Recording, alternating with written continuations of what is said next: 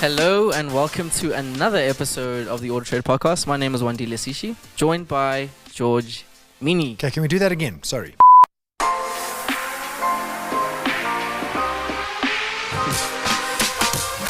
Hello and welcome to another episode of the AutoTrader Podcast. My name is Wandile Sishi. And my name is George Mienie. And welcome to another episode of SA's #1 motoring podcast. You said that twice. We're going to start again.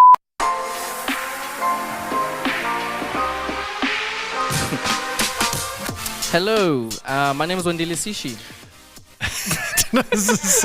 I'm just... Wait. Okay, hold on. Wait, how are we going to do this now? Now I'm stuffing everything up.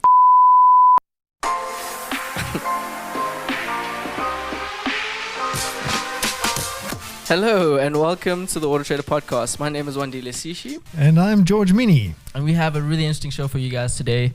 But before we get into that, let's talk about the Azerbaijan Grand Prix, George. Did you watch the race? Yes, I did. I've been waiting for this day. Wow. And what are your thoughts? Well, I'm glad. I'm glad that Max beat Charles. No. Oh, talking about okay. I'm glad that Max beat Hamilton. Yeah. How was that fake getting out of the car backsaw story? No, his back is actually that car is like the rack. Show me the X-rays. That car's like the rack. Never. Why is it? That he's the only car. You can tell me its age. Why is it that George Russell didn't get out the car limping around? Because he's a spring chicken. He's a spring chicken, word. and Hamilton has been carrying Mercedes on his back for years, and Mercedes has been carrying him on their back. I beg to differ. But let's talk about Ferrari, because I think that was a stuff up. It's not been said enough, and I think it's time that I actually put you on the spot and roast you for your team. No way. I was like, when Science's engine stopped, you heard that like crunching sound as he went down that escape road. Yeah. I was like, oh my goodness. And my first thought was, where's Charles Leclerc? Is this a team problem? Like, are both cars going to go here? And true as flippin' hell, the next minute, Charles Leclerc was down that straight, and you started to see the smoke. Let's talk about the last 5 races that we're at. Imola, he qualifies second, finishes P6. Miami qualifies first, finishes P2. Spain qualifies first, DNF. Monaco Q1 finishes 4th. And now he qualified first and DNF. Yeah, so I mean, you've got to take if you want to judge Leclerc as a driver, you got to take the DNFs out, because it's an engine reliability problem, right? It's a team issue. So let's say out of the, I guess 3 out of 5 times where he actually did finish the race, he failed to convert each time. So my honest opinion, right? Yeah. He is still a little bit of a rookie. Sounds like an excuse. It is an excuse. It's such a big excuse. As someone's saying it, I'm like, he's going to tell me this is an excuse. It's an excuse. He's a bit of a rookie, and at the moment, I think he's a single lap phenomenon. Like, he can put in a stonker, but he can't consistently do it. Exactly. So I think he needs to build that stamina and momentum. I agree.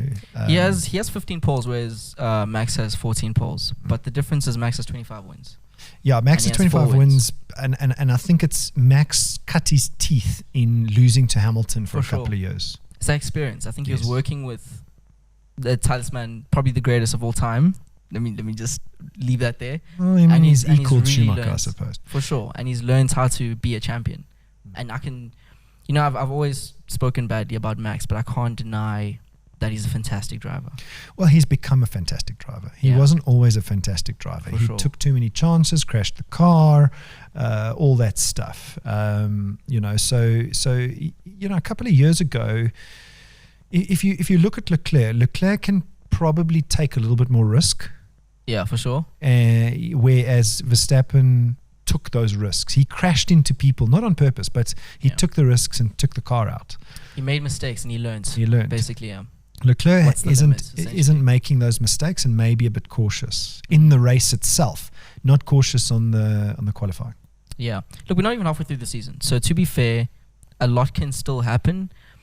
But geez, you can just see a champion when you see one. And I think Verstappen's going to take it. Yeah.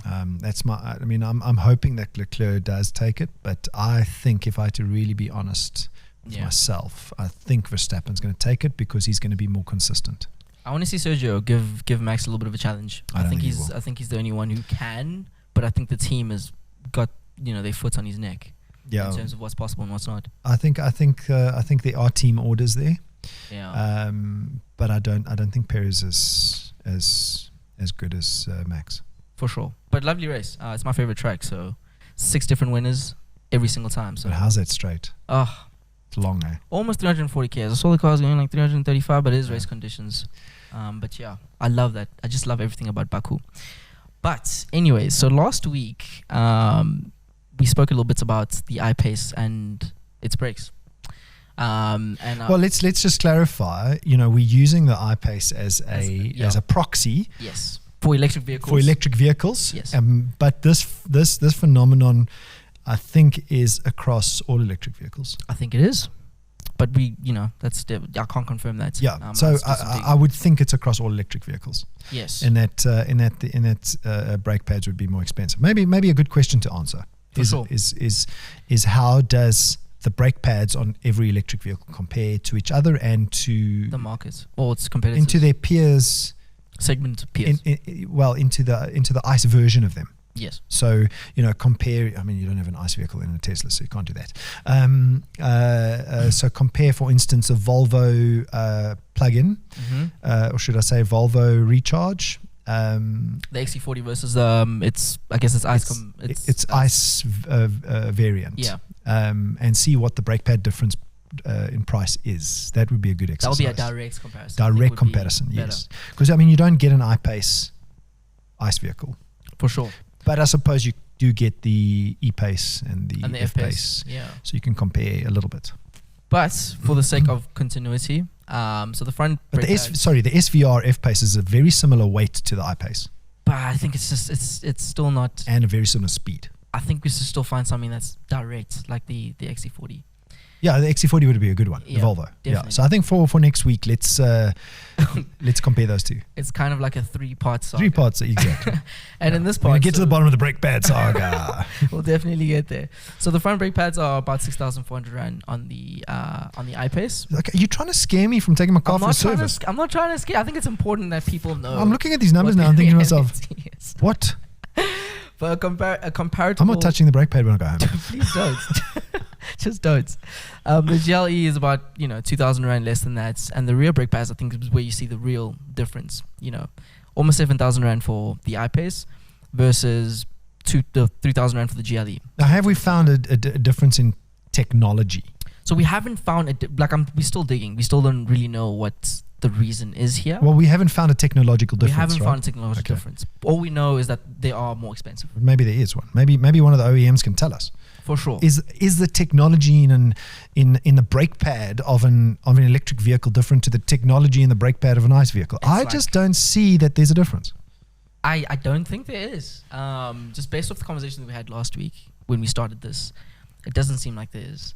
But, it's just interesting to see these things, and I think a lot of people don't actually have that. But here's an interesting thing that I did find. Elon Musk said in a tweet, and I'm going to quote him verbatim, so there's no vast majority of vehicle motion return to the battery as the electric motors act like a generator in reverse. So that's the regenerative braking. Correct. But the most important thing that he said in the tweet was brake pads on a Tesla literally never need to be replaced for the lifetime of the car. So yeah, there's a guy in Europe somewhere. So it's either a Tesla or an I-Pace. I'm not sure. What, he just didn't use his brakes at all? He didn't replace his brakes for 200,000 kilometers. Wow. 200,000. Were they still roadworthy? Yeah. Yeah. They just don't weigh down because you don't need to use them. I literally, if I anticipate stopping the car, you're just gonna kind of, and that's what people do, right? I touch the brake in the last 1 to 2 meters of stopping that car. Yeah. Don't need to use the brake pad. Versus, when's the last did you drive an ICE vehicle? Many moons ago. Good question. But if you can still remember, do you remember doing the same sort of practice when it comes to Oh yes, braking and I stopping. think the last time I drove an ICE vehicle was a Range Rover that Jaguar Land Rover Santon gave me to drive because my I-Pace was in for a service, and then somebody crashed into the back of me. Yeah, into the Range Rover. Yeah.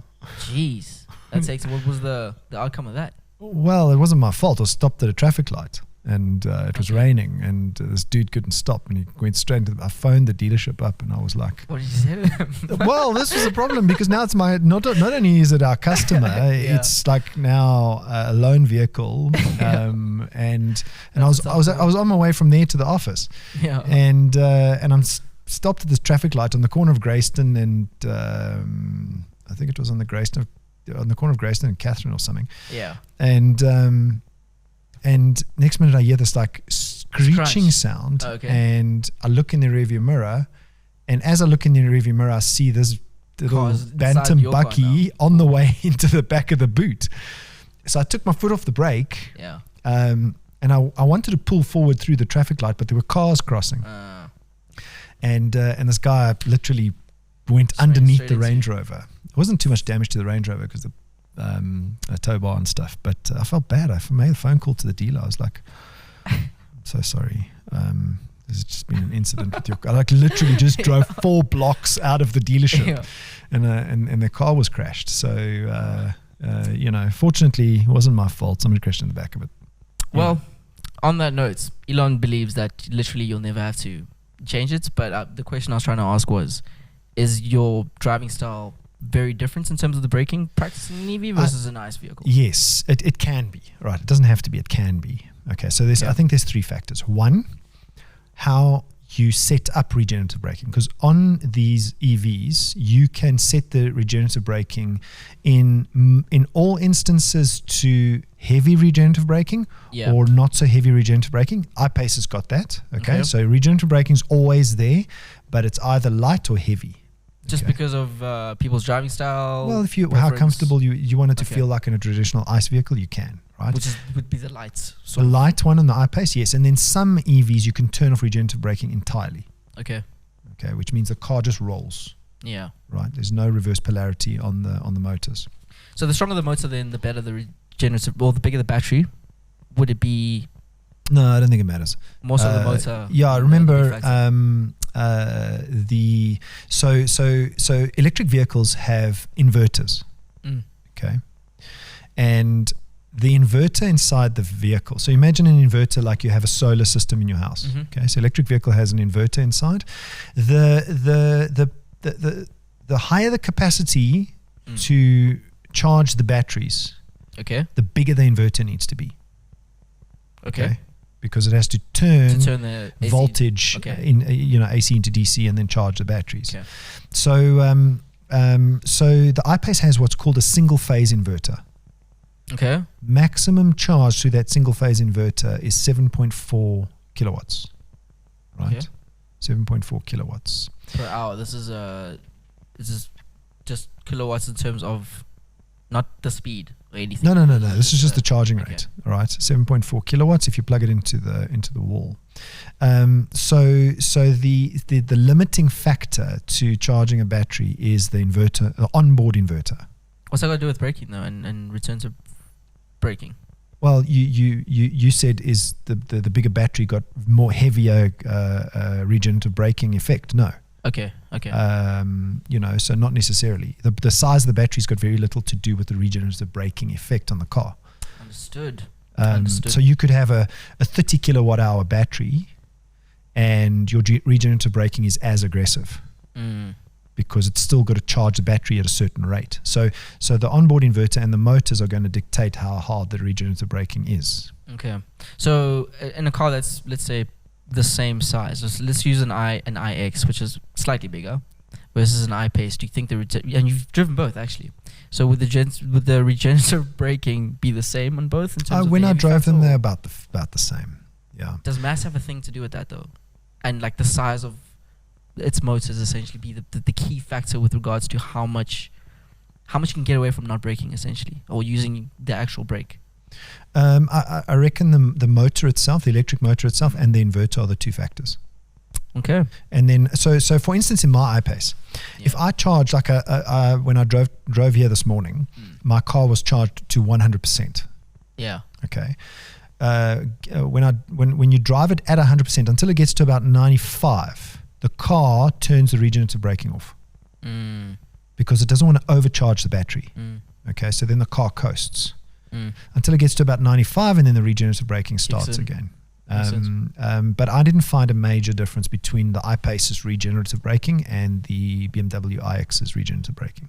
Okay. Well, we're gonna obviously this will be to be continued. We'll do a little bit more of a comparative check to see on the Volvo. The Volvos, yes, I think will be a great indicator of conclusively, what's the results of this question. And we'll find the answer, I promise. Moving on. So I'm gonna start before I go into the next bit. I want to tell you a story about when I had to go take my car for repairs. And did you crash it again? No, it was just what do you mean again? You drive like for crashing. Didn't you reverse into something? It was one time. No, I was like, that's just who I am now. I just crash cars. Well, I don't know. I mean, it was just a routine. Were you the guy that crashed in the back of me? It was. Oh, jeez. No, that's so hurtful. I'm gonna forget you said that. So I had to go for a normal maintenance. Oh, so it's not a repair. Normal service. Okay. It's normal service. But I went 1 week, and essentially the day when I was supposed to go take my car, I couldn't. And then I went back like 2 weeks later or whatever, and asked them to do an additional quote because I wanted to add something to the service. So this was a quote for service. Quote for service. Okay. Okay. Not repairs. Not repairs. Okay. Just normal routine maintenance. But what were they replacing? I think I was changing my brakes, ironically, and just I can't remember. Was it like general maintenance stuff? Okay. Yeah, nothing crazy. But then my quote was completely different the second time around, and ironically, it was brakes again. It was. Was the difference in the brakes? The difference was the brakes were now like 2,000 rand more expensive. So I called them, and luckily it was digital. Was this a dealership or? It wasn't a dealership. It was repair center. One of these repair centers. Yeah, okay. franchise one, pretty well known. And I was like, "What's going on, guys? Why is the quote more?" Well, yeah, on brakes. On my brakes. Why is it more expensive? And they're like, no, it's they try to brush me off essentially, and I was like, no, please send me the second one again. I want to read them both side by side. And I read them, and there was nothing. The line items were exactly the same. Just the price difference. So I sent them back the old one because they had changed staff, so they didn't have the original one that I had. 2 hours later, they come back to me and tell me that no, it was basically the brand of brakes that they were going to use on my car. The first time was a lot cheaper, but it was approved by the OEM, by BMW essentially. Both of them are approved. So I was like, no, just use the. Did you ask them what the two brands were? I know what the one's currently in my vehicle. I'm not sure what the Ferodo? It was Ferodo. The second one? The first one. The first one was Ferodo. The cheaper one was Ferodo. Yes. Ferodo's a good quality brake pad. Exactly. That's what I thought because I went and did reviews and stuff. And what's the second brake pad that they put in there? I don't know. I didn't care. I was like, I want the first quote one. I don't care about the. Oh, so you got Ferodos in now? Yes. Okay. But it kind of I think this is something that a lot of people have to experience when they going to. You don't really know what they're doing to your car. Ultimately. Well, I mean, I initially thought that they fudged it, but changing the brand of the brake pad, I suppose, is a big deal. It's going to change the price of the. It makes sense. Yeah, it makes absolute sense. Yeah. And bear in mind, cheaper brake pads. Okay. Now, Ferodo's a good brand, so I think you did the right thing. But cheaper brake pads cause a couple of problems. One, can cause glazing. Two. The thing that people hate, have you ever heard that squeaky brakes? Yeah. It's cheap brake pads. Yeah, usually that's the case, yeah. Yeah, squeaky brakes. Yeah, but if you can stop my car, I think I can survive paying $2,000 less. Yeah, I don't know. I would acceleration, stopping is more important. For sure. But squeakiness is not going to make my car stop slower. Yeah, I suppose. You could overheat the brakes. For sure. But anyway, they gave me, that's when I decided to do some research into this. And I found out that last week alone, there was a recent confiscation of, it was 5 million rands worth of fake counterfeit parts that were flooding the market essentially. When you say fake counterfeit, you mean they were posing as the original? Yes, down to like Nike, fake Nike shoes. That's actually the perfect example. Exactly. Imagine Fakeleys, but like it says Ferodo, for instance, but it's completely. It's not. It says that it's the same box. That's and everything. Scary. But it's not. Yeah. So and are they being sold through like reputable repair centers or? It was at a warehouse, so they didn't. They did the C's on the warehouse. Exactly. Okay. Yes. But a month before that, there was 80 million rand worth of the same thing. Essentially, 80 million rand worth of illegal counterfeit parts, and this included all car parts. But specifically here, it was. Let me just tell you exactly what it was. It was brake shoes, headlamps, globes, foam tire cleaners, infant car seats, and yeah, pretty much. So it's across the board of fake goods that people essentially could have been buying.